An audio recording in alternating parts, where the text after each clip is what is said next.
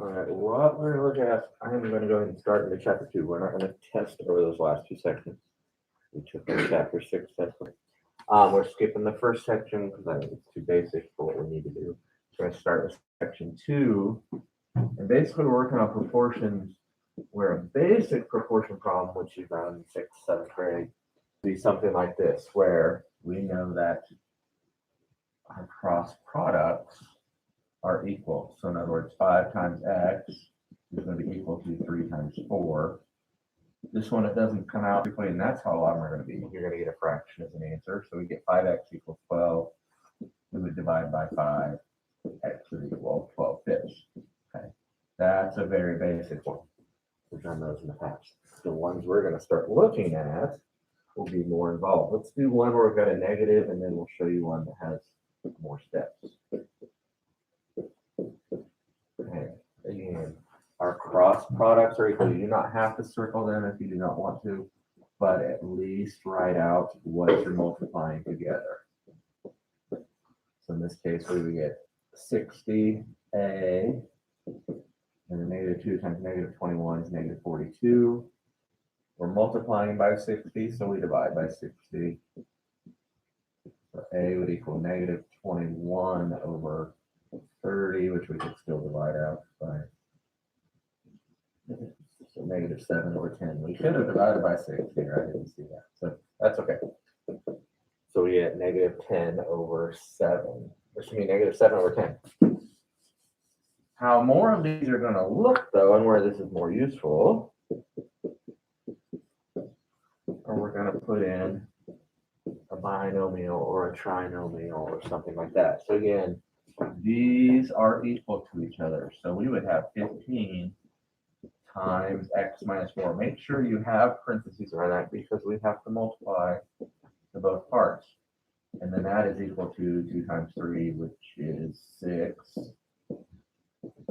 So over here we would get 15 times x, 15x, minus 15 times 4, which is 60.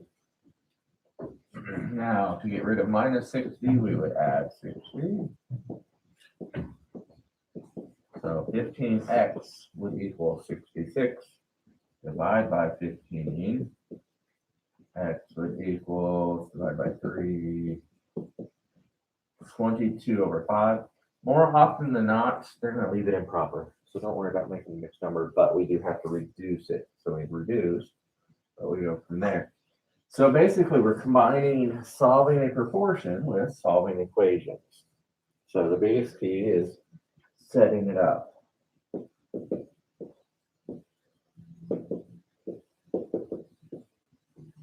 And so again, we know the cross products are equal. So we have 6 times 2n minus 3, and that's going to equal the other. So 5 times n plus 2.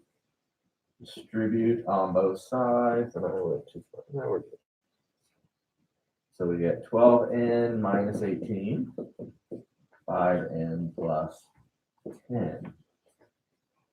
All right, we have a variable on both sides. Let's find the smaller of the two. I like to get rid of the 5n. So it's positive. We're going to subtract it. 7n minus 18 equals 10. So, oh.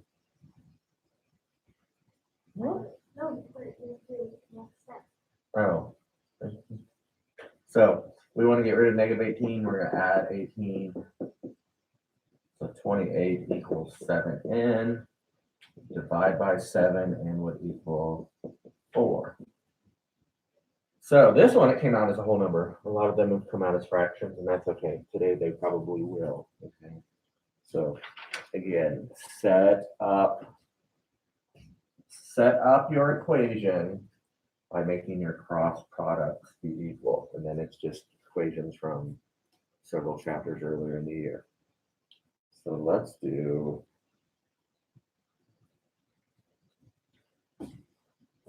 on page 295, 17 to 35 odd. So on 295, 17 through 35 odd. So